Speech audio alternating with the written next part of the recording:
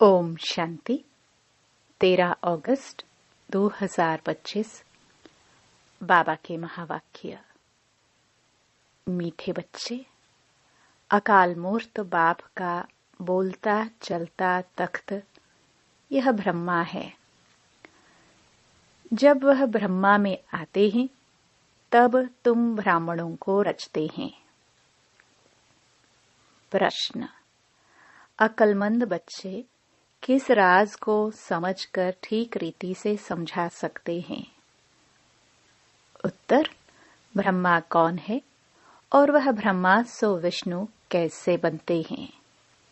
प्रजापिता ब्रह्मा यह है, वह कोई देवता नहीं। ब्रह्मा ने ही ब्राह्मणों द्वारा ज्ञान यज्ञ रचा है। यह सब राज अक्लमंद बच्चे ही समझकर समझा सकते हैं। घोड़े सवार और प्यादे तो इसमें मूंझ जाएंगे। गीत। ओम नमो शिवाय। ओम शांति। भक्ति में महिमा करते हैं एक की। महिमा तो गाते हैं ना, परंतु न उनको जानते हैं न उनके यथार्थ परिचय को जानते हैं। अगर यथार्थ महिमा जानते तो वर्णन जरूर करते। तुम बच्चे जानते हो, ऊंच ते ऊंच है भगवान, चित्र मुख्य है उनका। ब्रह्मा की संतान भी होगी ना। तुम सब ब्राह्मण ठहरे। ब्रह्मा को भी ब्राह्मण जानेंगे और कोई नहीं जानते, इसलिए मूंझते हैं। यह ब्रह्मा कैसे हो सकता? ब्रह्मा को दिखाया है सूक्ष्म वतन वासी। अब प्रजापिता सूक्ष्म वतन में हो ना सके, वहां रचना होती नहीं। इस पर तुम्हारे साथ बहुत वाद विवाद भी करते हैं। समझाना चाहिए, ब्रह्मा और ब्राह्मण है तो सही ना। जैसे क्राइस्ट से क्रिश्चियन अक्षर निकला है, बुद्ध से बौद्धि, इब्राहिम से इस्लामी, वैसे प्रजापिता ब्रह्मा से ब्राह्मण नामी ग्रामी है। आदिदेव ब्रह्मा। वास्तव में ब्रह्मा को देवता नहीं कह सकते, यह भी रॉन्ग है। ब्राह्मण जो अपने को कहलाते हैं उनसे पूछना चाहिए, ब्रह्मा कहाँ से आया? यह किसका रचना है? ब्रह्मा को किसने क्रिएट किया? कभी कोई बता ना सके, जानते ही नहीं। यह भी तुम बच्चे जानते हो। शिव बाबा का जो रथ है जिसमें प्रवेश करते हैं, यह है ही वह जो आत्मा श्री कृष्ण प्रिंस बना था। 84 जन्मों के बाद यह ब्रह्मा आकर बने हैं। जन्म पत्री का नाम तो इनका अपना अलग होगा ना, क्योंकि है तो मनुष्य ना। फिर इनमें प्रवेश करने से इनका नाम ब्रह्मा रख देते हैं। यह भी बच्चे जानते हैं, वही ब्रह्मा विष्णु का रूप है। नारायण बनते हैं ना। 84 जन्मों के अंत में भी साधारण रथ है ना। यह शरीर सब आत्माओं के रथ है। अकाल मूर्त का बोलता चलता तख्त है। सिख लोगों ने फिर वह तख्त बना दिया है, उसको अकाल तख्त कहते हैं। यह तो अकाल तख्त सब हैं। आत्माएं सब अकाल मूर्त हैं। ऊंच ते ऊंच भगवान को यह रथ तो चाहिए ना। रथ में प्रवेश हो बैठ नॉलेज देते हैं। उनको ही नॉलेजफुल कहा जाता है। रचता और रचना के आदि मध्य अंत की नॉलेज देते हैं। नॉलेजफुल का अर्थ कोई अंतर्यामी व जानी जाननहार नहीं है। सर्वव्यापी का अर्थ दूसरा है। जानी जाननहार का अर्थ दूसरा है। मनुष्य तो सबको मिलाकर जो आता है सो कहते जाते हैं। अभी तुम बच्चे जानते हो, हम सब ब्राह्मण ब्रह्मा की औलाद है। हमारा कुल सबसे ऊंच है। वो लोग देवताओं को ऊंच रखते हैं क्योंकि सतयुग आदि में देवता हुए हैं। प्रजापिता ब्रह्मा की औलाद ब्राह्मण होते हैं। यह कोई जानते नहीं सिवाय तुम बच्चों के। उनको पता भी कैसे पड़े, जबकि ब्रह्मा को सूक्ष्म वतन में समझ लेते हैं। वह जिस्मानी ब्राह्मण अलग हैं, जो पूजा करते हैं, धामा खाते हैं। तुम तो धामा आदि नहीं खाते हो। ब्रह्मा का राज अभी अच्छी रीति समझाना पड़ता है।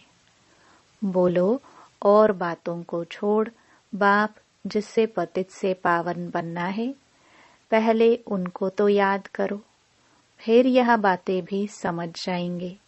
थोड़ी बात में संशय पड़ने से बाप को ही छोड़ देते हैं। पहली मुख्य बात है अलफ और बे। बाप कहते हैं मामेकम याद करो। मैं जरूर किसमें तो आऊंगा ना। उनका नाम भी होना चाहिए। उनको आकर रचता हूँ। ब्रह्मा के लिए तुमको समझाने का बहुत अकल चाहिए। प्यादे घोड़े सवार मूंझ पड़ते हैं। अवस्था अनुसार समझाते हैं ना। प्रजापिता ब्रह्मा तो यहाँ है। ब्राह्मणों द्वारा ज्ञान यज्ञ रचते हैं, तो जरूर ब्राह्मण ही चाहिए ना। प्रजापिता ब्रह्मा भी यहाँ चाहिए, जिससे ब्राह्मण हो। ब्राह्मण लोग कहते भी हैं हम ब्रह्मा की संतान हैं। समझते हैं परंपरा से हमारा कुल चला आता है, परंतु ब्रह्मा कब था वह पता नहीं है। अभी तुम ब्राह्मण हो। ब्राह्मण वह जो ब्रह्मा की संतान हो। वह तो बाप के ऑक्यूपेशन को जानते ही नहीं। भारत में पहले ब्राह्मण ही होते हैं। ब्राह्मणों का है ऊंच ते ऊंच कुल।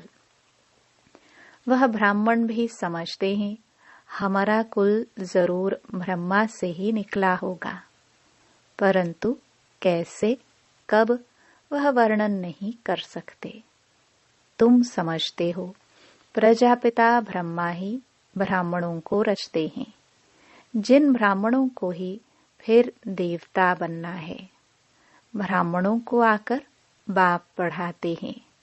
ब्राह्मणों की भी डायनास्टी है ना। ब्राह्मणों का कुल है। डायनास्टी तब कहा जाए जब राजा रानी बने, जैसे सूर्यवंशी डायनास्टी। तुम ब्राह्मणों में राजा तो बनते नहीं। वह जो कहते हैं कौरवों और पांडवों का राज्य था, दोनों रॉन्ग है। राजा ही तो दोनों को नहीं है। प्रजा का प्रजा पर राज्य है। उनको राजधानी नहीं कहेंगे। ताज है नहीं। बाबा ने समझाया था। पहले डबल सिरताज भारत में थे, फिर सिंगल ताज। इस समय तो नो ताज। यह भी अच्छी रीति सिद्ध कर बताना है। जो बिल्कुल अच्छी धारणा वाला होगा वह अच्छी रीति समझा सकेंगे। ब्रह्मा पर ही जास्ती बात समझाने की होती है। विष्णु को भी नहीं जानते, यह भी समझाना होता है। वैकुंठ को विष्णुपुरी कहा जाता है, अर्थात लक्ष्मी नारायण का राज्य था। श्री कृष्ण प्रिंस होगा तो कहेंगे ना हमारा बाबा राजा है। ऐसे नहीं कि श्री कृष्ण का बाप राजा नहीं हो सकता। श्री कृष्ण प्रिंस कहलाया जाता है तो जरूर राजा के पास जन्म हुआ है। साहूकार पास जन्म ले तो प्रिंस थोड़े ही कहलाएंगे। राजा के पद और साहूकार के पद में रात दिन का फर्क हो जाता है। श्री कृष्ण के बाप राजा का नाम ही नहीं है। श्री कृष्ण का कितना नाम बाला है। बाप का ऊंच पद नहीं कहेंगे। वह सेकंड क्लास का पद है जो सिर्फ निमित्त बनते हैं श्री कृष्ण को जन्म देने। ऐसे नहीं कि श्री कृष्ण की आत्मा से वह ऊंच बढ़ा हुआ है। नहीं, श्री कृष्ण ही सो फिर नारायण बनते हैं। बाकी बाप का नाम ही गुम हो जाता है जरूर ब्राह्मण, परंतु पढ़ाई में श्री कृष्ण से कम है। श्री कृष्ण की आत्मा की पढ़ाई अपने बाप से ऊंच थी, तब तो इतना नाम होता है। श्री कृष्ण का बाप कौन था, यह जैसे किसको पता नहीं, आगे चल मालूम पड़ेगा। बनना तो यहाँ से ही है। राधे के भी माँ बाप तो होंगे ना, परंतु उनसे राधे का नाम जास्ती है, क्योंकि माँ बाप कम पढ़े हुए हैं। राधे का नाम उनसे ऊंच हो जाता है। यह है डिटेल की बातें, बच्चों को समझाने के लिए। सारा मदार पढ़ाई पर है। ब्रह्मा पर भी समझाने का अकल चाहिए। वही श्री कृष्ण जो है, उनकी आत्मा ही 84 जन्म भोगती है। तुम भी 84 जन्म लेते हो। सब इकट्ठे तो नहीं आएंगे। जो पढ़ाई में पहले पहले होते हैं, वहां भी वह पहले आएंगे। नंबरवार तो आते हैं ना। यह बड़ी महीन बातें हैं। कम बुद्धि वाले तो धारणा कर ना सके। नंबरवार जाते हैं। तुम ट्रांसफर होते हो नंबरवार। कितनी बड़ी क्यू है जो पिछाड़ी में जाएंगी। नंबरवार अपने अपने स्थान पर जाकर निवास करेंगे। सबका स्थान बना हुआ है। यह बड़ा वंडरफुल खेल है, परंतु कोई समझते नहीं है। इनको कहा जाता है कांटों का जंगल। यहाँ सब एक दो को दुख देते रहते हैं। वहाँ तो नेचुरल सुख है, यहाँ है आर्टिफिशियल सुख। रियल सुख एक बाप ही देने वाला है। यहाँ है कागविष्टा के समान सुख। दिन प्रतिदिन तमो प्रधान बनते जाते हैं। कितना दुख है। कहते हैं बाबा माया के तूफान बहुत आते हैं। माया उलझा देती है। दुख की फीलिंग बहुत आती है। सुखदाता बाप के बच्चे बनकर भी अगर दुख की फीलिंग आती है तो बाप कहते, बच्चे यह तुम्हारा बड़ा कर्म भोग है। जब बाप मिला तो दुख की फीलिंग नहीं आनी चाहिए। तो पुराने कर्म भोग हैं, उसे योग बल से चुकतू करो। अगर योग बल नहीं होगा तो मोचरा खाकर चुकतू करना पड़ेगा। मोचरा और मानी तो अच्छा नहीं। सजा खाकर पद पाना अच्छा नहीं। पुरुषार्थ करना चाहिए, नहीं तो फिर ट्रिब्यूनल बैठती है। प्रजा तो ढेर है। यह तो ड्रामानुसार सब गर्भ जेल में बहुत सजाए खाते हैं। आत्माएं भटकती भी बहुत हैं। कोई कोई आत्मा बहुत नुकसान करती है। जब कोई में अशुद्ध आत्मा का प्रवेश होता है तो कितना हैरान होते हैं। नई दुनिया में यह बातें होती नहीं। अभी तुम पुरुषार्थ करते हो। हम नई दुनिया में जाए, वहां जाकर नए नए महल बनाने पड़ेंगे। राजाओं के पास जन्म लेते हो, जैसे श्री कृष्ण जन्म लेते हैं। परंतु इतने महल आदि सब पहले से थोड़े होते हैं। वह तो फिर बनाने पड़े। कौन रचते हैं? जिनके पास जन्म लेते हैं। गाया हुआ भी है, राजाओं के पास जन्म होता है। क्या होता है सो तो आगे चल देखना है। अभी थोड़े ही बाबा बताएंगे। वह फिर आर्टिफिशियल नाटक हो जाए, इसलिए बताते कुछ भी नहीं है। ड्रामा में बताने की नोंद नहीं। बाप कहते हैं मैं भी पाठधारी हूँ। आगे की बातें पहले से ही जानता होता तो बहुत कुछ बतलाता। बाबा अंतर्यामी होता तो पहले से बताता। बाप कहते हैं नहीं, ड्रामा में जो होता है उनको साक्षी हो देखते चलो और साथ साथ याद की यात्रा में मस्त रहो। इसमें ही फेल होते हैं। ज्ञान कभी कम जास्ती नहीं होता। याद की यात्रा ही कभी कम कभी जास्ती होती है। ज्ञान तो जो मिला है सो है ही। याद की यात्रा में कभी उमंग रहता है, कभी ढीला। नीचे ऊपर यात्रा होती है। ज्ञान में तुम सीढ़ी नहीं चढ़ते। ज्ञान की यात्रा नहीं कहा जाता। यात्रा है याद की। बाप कहते हैं याद में रहने से तुम सेफ्टी में रहेंगे।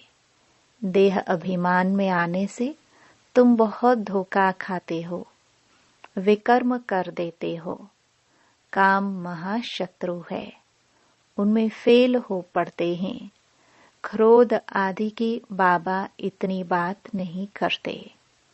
ज्ञान से या तो है सेकंड में जीवन मुक्ति, या तो फिर कहते सागर को स्याही बनाओ तो भी पूरा नहीं हो, या तो सिर्फ कहते हैं अलफ को याद करो। याद करना किसको कहा जाता है यह थोड़े ही जानते हैं। बाप कहते हैं कलयुग से हमको सतयुग में ले चलो। पुरानी दुनिया में है दुख। देखते हो बरसात में कितने मकान गिरते रहते हैं, कितने डूब जाते हैं। बरसात आदि यह नेचुरल कैलामिटीज भी होंगी। यह सब अचानक होता रहेगा। कुंभकर्ण की नींद में सोए हुए हैं। विनाश के समय जागेंगे, फिर क्या कर सकेंगे? मर जाएंगे। धरती भी जोर से हिलती है। तूफान, बरसात आदि सब होता है। बॉम्ब्स भी फेंकते हैं। परंतु यहाँ एडिशन है सिविल वॉर। रक्त की नदियां गाई हुई हैं। यहाँ मारामारी होती है। एक दो पर केस करते रहते हैं। 100 लड़ेंगे भी जरूर। सब है निधन के, तुम हो धनी के। कोई लड़ाई आदि तुमको नहीं करनी है। ब्राह्मण बनने से तुम धनी के बन गए। धनी बाप को या पति को कहते हैं। शिव बाबा तो पतियों का पति है। सगाई हो जाती है तो फिर कहते हैं हम ऐसे पति के साथ कब मिलेंगी? आत्माएं कहती हैं शिव बाबा हमारी तो आपसे सगाई हो गई, अब आपसे हम मिले कैसे? कोई तो सच लिखते हैं, कोई तो बहुत छिपाते हैं। सच्चाई से लिखते नहीं कि बाबा हमसे यह भूल हो गई, क्षमा करो। अगर कोई विकार में गिरा तो बुद्धि में धारणा हो नहीं सकती। बाबा कहते हैं तुम ऐसी कड़ी भूल करेंगे तो चकनाचूर हो जाएंगे। तुमको हम गोरा बनाने के लिए आए हैं, फिर तुम काला मोह कैसे करते हो? भल स्वर्ग में आएंगे, पाई पैसे का पद पाएंगे। राजधानी स्थापन हो रही है ना। कोई तो हार खाकर जन्म जन्मांतर पद भ्रष्ट हो जाते हैं। कहेंगे बाप से तुम यह पद पाने आए हो। बाप इतना ऊंच बने, हम बच्चे फिर प्रजा थोड़े बनेंगे। बाप गद्दी पर हो और बच्चा दास दासी बने, कितनी लज्जा की बात है। पिछाड़ी में तुमको सब साक्षात्कार होंगे, फिर बहुत पछताएंगे नाहिक ऐसा किया। सन्यासी भी ब्रह्मचर्य में रहते हैं तो विकारी सब उनको माथा टेकते हैं। पवित्रता का मान है, किसकी तकदीर में नहीं है तो बाप आकर पढ़ाते, फिर भी गफलत करते रहते हैं, याद ही नहीं करते, बहुत विकर्म बन जाते हैं। तुम बच्चों पर अब है बृहस्पति की दशा, इससे ऊंच दशा और कोई होती नहीं। दशाएं चक्कर लगाती रहती हैं तुम बच्चों पर। अच्छा, मीठे मीठे सिखिला दे बच्चों प्रति माता पिता बाप दादा का याद प्यार और गुड मॉर्निंग। रूहानी बाप की रूहानी बच्चों को नमस्ते। धारणा के लिए मुख्य सार। पहला, इस ड्रामा की हर सीन को साक्षी होकर देखना है।